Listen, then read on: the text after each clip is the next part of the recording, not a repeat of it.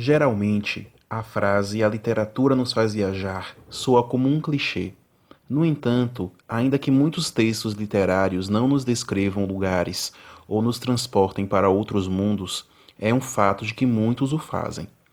Desde as fantasiosas Terra-média, Hogwarts ou Westeros, dos best-sellers O Senhor dos Anéis, Harry Potter e as Crônicas de Gelo e Fogo, até as ruas de Lisboa ou do Rio de Janeiro do século XIX, das literaturas realistas de Eça de Queiroz e Machado de Assis, a literatura, sim, nos faz viajar. É possível ir às fictícias República de Gileade, com os contos da Aya, Panã, com Jogos Vorazes, ou ao reimaginado mundo helênico da Antiguidade Clássica, com a Odisseia, ou a Dublin do século XX com Ulisses. Autoras e autores, com suas obras, nos transportam para muitos lugares. Dessa forma, nesse momento de isolamento, no qual até visitar um outro bairro é desaconselhável, a literatura pode ser uma ótima pedida na pandemia. Mary Shelley, a autora do clássico Frankenstein, de 1818, obra na qual inaugura a literatura de horror e de ficção científica, aborda uma situação pandêmica e de total isolamento social no romance O Último Homem, de 1826, no qual aborda uma praga que assolou a humanidade e volta ao tema da solidão, já abordado em Frankenstein. Em O Último Homem, diz a voz do narrador: A solidão tornou-se intolerável. Coloquei minha mão no coração pulsante de Idris. Curvei minha cabeça para obter o som da sua respiração, para assegurar-me de que ela ainda existia. Por um momento, duvidei se não devia acordá-la. Então, um delicado horror percorreu meu corpo. Os habitantes das cidades menores abandonavam suas casas, montavam tendas nos campos, movendo-se isoladamente dos outros, indiferentes à fome e à inclemência dos céus, enquanto imaginavam ter evitado a doença mortal. Os fazendeiros e os camponeses, ao contrário, com o impacto do medo da solidão e ansiando desesperadamente por auxílio médico, migravam em massa para as cidades. Ela mal preservou a aparência de uma cidade habitada. A grama crescia forte pelas ruas, as praças estavam tomadas por arbustos, as casas trancadas, enquanto o silêncio e a solidão caracterizavam as partes mais ocupadas da urbe. Adoecidos e exíguos, os campesinos nem partiam para semear, nem para ceifar, mas andavam a pé pelos prados ou recostavam-se nas cercas, quando o inclemente céu não os faziam abrigar-se no teto mais próximo. Muitos dos que restaram isolaram-se. Alguns haviam estocados provisões, o que deveria evitar a necessidade de deixar suas casas. Alguns renunciaram à mulher e a filhos, e imaginaram que eles mantinham-se seguros na extrema solidão. Outro romance que explora a temática da pandemia e que voltou a ser comentado nesse duro período é A Peste, de Albert Camus, de 1947. No romance, o autor expõe a forma como a doença afeta as pessoas e incide sobre seus modos de vida. Em A Peste, diz a voz do narrador: Ele procurava reunir no seu espírito o que sabia sobre a doença. Flutuavam números na sua memória e dizia a si próprio que umas 3 dezenas de pestes que a história conheceu tinham feito perto de 100 milhões de mortos. Mas que são 100 milhões de mortos? Quando se faz a guerra, já é muito saber o que é um morto. E já que um homem morto só tem significado se o vemos morrer, 100 milhões de cadáveres semeados através da história esfumaçam-se na imaginação. A partir desse momento, pode-se dizer que a peste se tornou um problema comum a todos nós. Até então, apesar da surpresa e da inquietação trazidas por esses acontecimentos singulares, cada um de nossos cidadãos continuara suas ocupações conforme pudera, no seu lugar habitual. E sem dúvida isso devia continuar.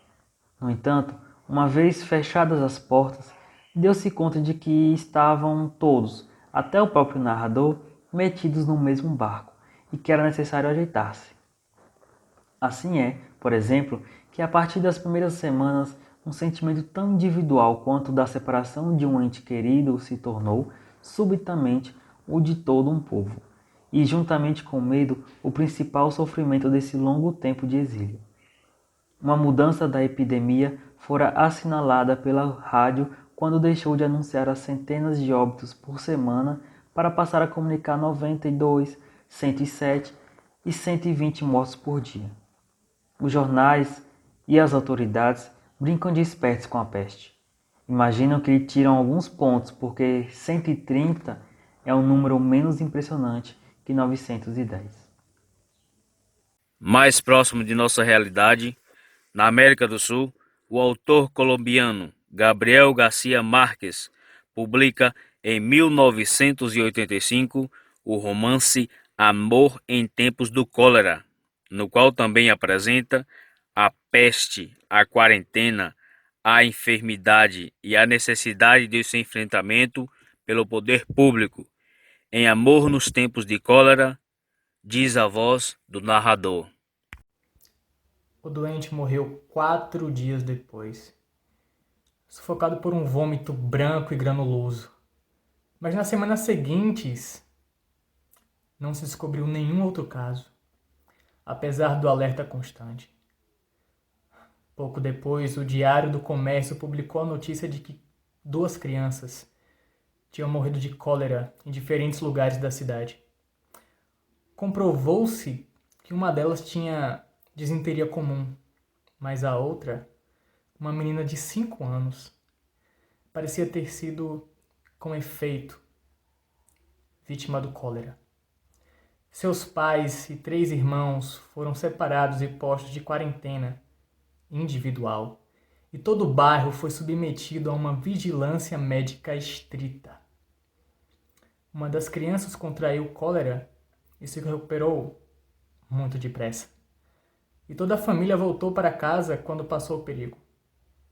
11 casos mais se registraram no curso de 3 meses.